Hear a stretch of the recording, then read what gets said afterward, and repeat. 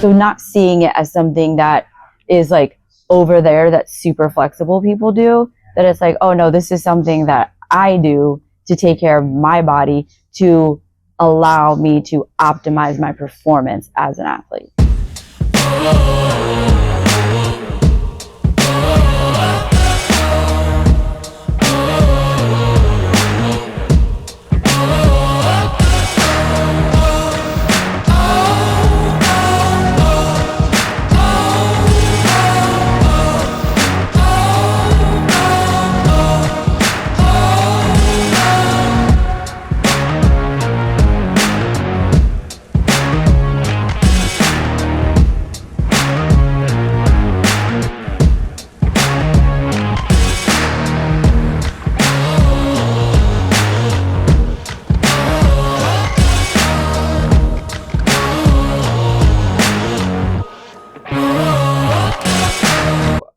I just felt that yoga was like emasculating, that it wasn't for somebody who was really into fitness or was really into, like, oh, it's been so long since I've thought like this, but it's a very feminine practice, and there was no place for a man, I got injured. I had a S1, S2, L1 disc rupture, and I was like in the worst pain of my life. I didn't know what I was going to do. I thought that was like the end of my life. I thought I'm going to be that guy with like chronic pain for the rest of my life. The doctor sent me off to MRI, sent me off to pain management. The pain management guy sent me off to physical therapy, and then through a Rosti. And the physical therapist at a Rosti just was straight up and was like, you would benefit from a yoga practice. Like, you're tight all the way around, you're kind of motor moronic. You don't know how to move certain parts of your body. And I think it would help you if you were to do that. I was nervous, like, because the only group classes that I ever took were like Bikram. I didn't know the etiquette. I didn't know what it would be like to take a group class. So I decided to go with private. And I became in the best shape of my life. It was incredible. Like, I used to have problems like picking up my kids. At that time, I had like a 4-year-old and a 6-year-old, and I couldn't lift them. It's like I was strong enough to lift them, right? But I couldn't move my body. I couldn't move my back. And I was able to get in with them, and my disposition changed. I mean, it changed everything. And I decided at that point, it's like, yoga's for everybody. Everybody needs yoga. My name is Marie Sharpenshay. I am the director of rehab at the University of Texas, San Antonio. So I'm a physical therapist and an athletic trainer by trade. At UTSA, I use yoga, breathwork, mindfulness with the athletes just to try to help them optimize their performance for recovery and for resiliency. When we're talking about athletes, like, just reinsuring that this is going to help with your recovery. Like, you are going to get better faster if you do these things and if you listen to your body. Because the flip side, or the other message that they're getting, not wrongfully, from coaches or strength coaches, even sometimes their parents and their peers, is that, oh, you got to keep pushing, you've got to do more, you've got to be stronger, you've got to work harder, you've got to run faster. And it's like, yeah, there's a time and a place for that. But you also have to have recovery, have quiet time, have rest, and then like helping them figure out what that balance is. And yoga really has been a way to kind of open that door for those discussions of like, they come in and they're like, hey, Miss Marie, can you like help me with my flexibility program? Or like, I haven't been able to sleep. Is that something that like you and I can talk about? And I'm like, yes, absolutely. Tell me about your sleep schedule, and just kind of like opening the door that way to other things that like they would normally not talk about. Just allowing them to let go, allowing their muscles to let go, allowing to relax. But I mean, the guys like all of the poses, but by far Shavasana is their favorite. Like, they're like, okay, great, yeah, I'm gonna lay down. Like, and not in like I have to lay here for 5 more minutes. It's like, oh, this is my favorite part. Like, we got to my favorite part. I know that I'm going to be able to rest, and when I finish this, I'm going to feel really good on the other side. And I mean, that's just from laying still. Well, the body is absorbing all the benefits of the hard work that was put in. So it's like going back to that go, go, go, giving our bodies a chance to regulate. I mean, that's where it really integrates, versus I think about it like fire or gasoline, right? You build all that all the time and it is a chance to settle. It can become combustive and create illness, if we were going to use the metaphor. No, absolutely. And I mean, we see that with the itises that we get, like all the inflammatory processes. So when you're talking about tendinitis, tendinosis, but I mean, even with, because the way that they train is going to be cyclical, and over the summer months, we're in like a high cycle. So they're doing a lot of sprinting, a lot of plyometrics, and they're testing out on a lot of things, lifting a lot of heavy weight. So they're getting a lot of load. But I think with adding in the yoga component, because we do it once a week, in the middle of the week, it kind of allows them to have 2 high days and then a low day, and then 2 high days and then the weekend. And so that pattern has worked out really well in being able to decrease some of those itises, some of those strains that we normally see during this high volume time. And like, do you want to just stand there and do a calf stretch, or do you want to try a down dog? Like, what's more fun? Down dog for me all day long. Like, standing there doing that calf stretch is like super boring and tedious. When you can make that link with them and they see like, oh, when I do this, I'm stretching my calf. Well, I'm just going to do this because like I also feel it in my core and I feel it in my shoulders, and they can get more benefits than just like standing up against the wall and stretching their ankle. Yeah, and disassociated, right? Like, yeah, and like on their phone doing whatever. Like, yeah, I'm stretching my ankle. I'm like, okay, well, there's lots of reasons why that stretch right now that you're doing isn't great because you're not locked in. But when you're in your down dog, it makes it harder to have some of those compensations because you're in that weight-bearing position, but with a little bit more load. So I get to play in a lot of different ways, which is really fun. Definitely working with schools is something that I've loved doing. I did a yoga and mindfulness workshop for some preschool educators recently, and that was just really wonderful. And I feel like being able to approach it from the background that I have as an educator was really helpful to just empathize with some of the experiences that they were having, but also being able to pop around and do other fun things in the community, collaborating with painting classes and bringing, we did an event recently where I had a painting teacher on the first day of summer lead a summer sun painting, and then we did sun salutation yoga. And so just getting to be creative and think about different ways to collaborate within the community. So I really like reaching out to other small businesses, other people who are doing exciting, unique things, and coming up with like, how can we do something that's really different together? I'm Wendy Fish. I'm a health coach and yoga teacher. I'm also a veteran spouse, and my background is in nonprofit and business. I think there's so many nonprofits out there that could really utilize using these yoga, meditation, mindfulness, and to be able to bring those programs into what they're already doing. I think it's just a matter of connecting the yoga teachers to those people, and maybe even having the program already developed, so it's not something that they have to develop. They don't have to be the experts on yoga. They can just take that, what you're already doing, and then add it to their organization. Because nonprofits, they most of the time have really small budgets and they don't have a whole lot of people to do them. And so if you can take something to them that's already packaged, and you already have the instructors that can do it with them as well, you could help a lot of people. And most of the organizations, they want programs that are going to be, and everybody is looking for ways to help with their stress and help with their depression and different things that are, even if they don't have, everybody has stress. Let's just say that. Everybody has stress, not everybody's depressed, not everybody has PTSD, but everybody has stress, so people are always looking for ways to do that. And it's also a great way for the nonprofits to be able to connect to the people that they're serving and to be able to bring them in one's place. I can't think of a better way for a nonprofit to connect their people to what they're doing.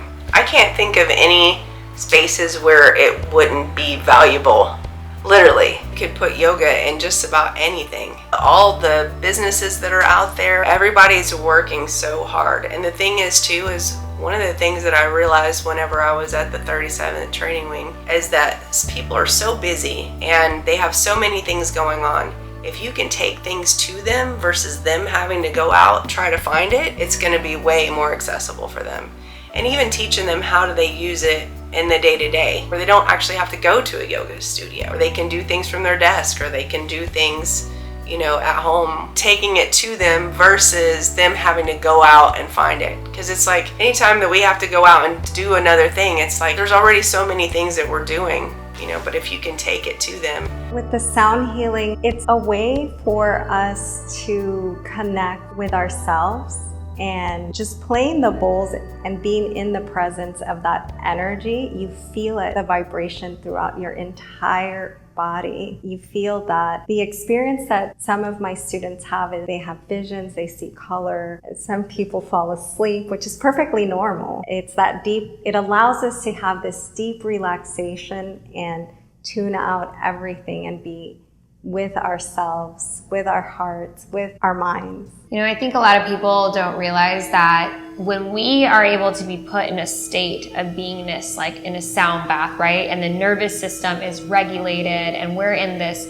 restoration, that parasympathetic response is rest, digest, and repair. It's where the body's repairing. And also, when we are living in a cycle of patterns that keep us go, go, go, go, it's moments like a sound bath that really allow us to retrain those neural patterns, because it feels very countercultural, right, to lay there. And I know some people are like, what is this noise? Like it's a little out there, like, wait, what is happening? But it's because we don't give our bodies experiences like that often enough. I'm Amy Norton. I'm a licensed holistic esthetician in San Antonio, and I'm a graduate of Mel's 300-hour training.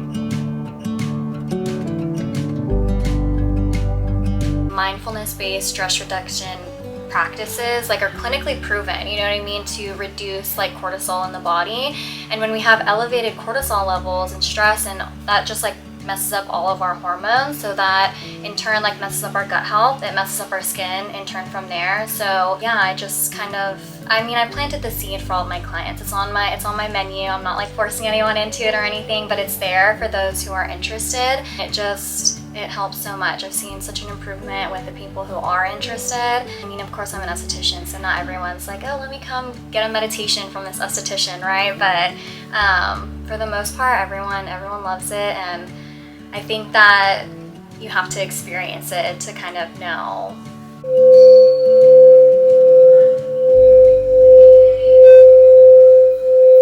The membership, it includes one facial per month basically, and it kind of just includes whatever you need for that month. So I kind of like to just check in with my clients and see how they're doing. If they're a little bit more stressed, and we'll do a little bit more mindfulness in that. I'm not always like, okay, you're stressed, let's do a meditation today, let's do sound healing today. I just kind of do it and let them experience how they feel afterwards.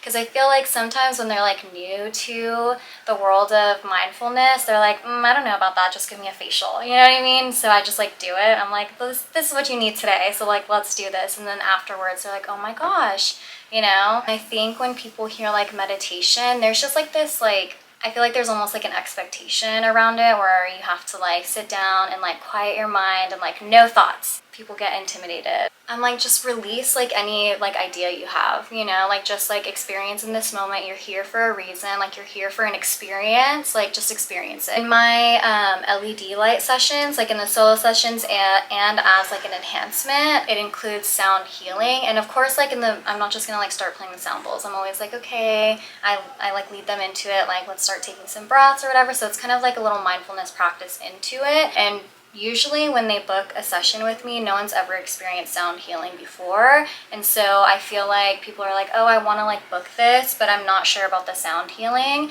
So of course then I'm just well, just come and just experience it one time. We'll see how it goes, right? And then they're done. They're that was not just a facial, it was a whole experience. And I think that's what I'm really trying to tailor for clients. My mission as an esthetician is to help bring people back into their self.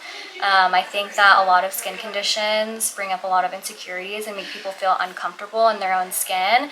And that ties into my yoga practice as well, because it's all about feeling comfortable in your own skin and coming back home to yourself and being confident and being happy. Hi, today we're going to talk about breath. We all know that breathing is essential to life, but do we know that we can control that breath? I was a sign language interpreter, so I feel like there's not that much ASL-led yoga out there. And even just like in the hearing world, in the deaf community, there's also very misconceptions like, oh, I can't do yoga, I'm not flexible, but they don't get the information readily available that like we have. And so it's harder to kind of reach those communities, and they could benefit from it just like everybody else. A lot is physical, like you show, you touch, you can't verbalize, so it's hard to do over Zoom. So they can watch the video, but yoga is how it feels in your body. And so if you don't explain it in a way that they can understand how to feel it and just like hands-on, I feel like they don't get the full experience. But the explanation, right, is what they're lacking. Because there's so many videos out there, like, oh yes, yoga, here's a yoga video, here's a yoga video. But I feel like it's becoming more popular now to be like, this is okay too. But more of that, just explanation, information. Just think about it. Anger, fear, grief, anxiety, and stress are all negative emotions that quicken our breathing and have an impact on our bodies and our breath. If we focus on our breath, we can slow those thoughts and our breath. That's cool, right? This entire world, all these people, places, and things have an impact on us, but we can control how we react to them. Only we can harmonize our body, mind, and spirit together, aligning our breath. In yoga, prana, or breath, is our life source. Pranayama means control of life breath. If you can control your breath, it means that you can also regulate your emotions and moods by calming them down or quickening them. I do have with my coworkers and even the population here, it's 95% Hispanic or Spanish speaking. So there are bilingual speakers, obviously, but there's also a very vast of non-English or non-native, I guess, of the United States speakers. So we try to make sure that it is accessible, and it's not just the flow itself, but also the message that we're trying to put out, that, you know, it's not just about doing a physical exercise, but it's about a healing exercise within ourselves.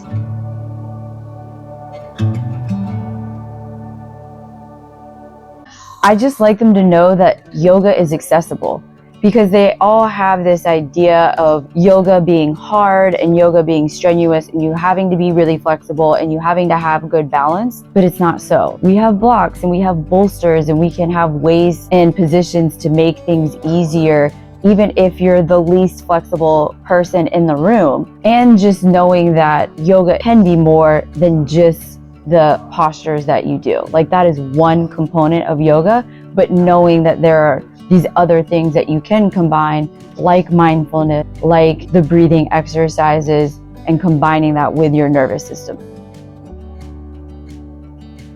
There are so many misconceptions that become an access barrier. These things are accessible within us already, as we are. If you have a body, you can do yoga. You can connect with your breath. You can regulate your stress. You can move your body with consciousness and mindfulness. And because we all have that, there is a doorway for all of us to walk through. Oftentimes we fear what we don't understand. We shut down what we just don't understand. So how can I help someone feel safe to begin to unlearn a little bit, to expand into what it may really be?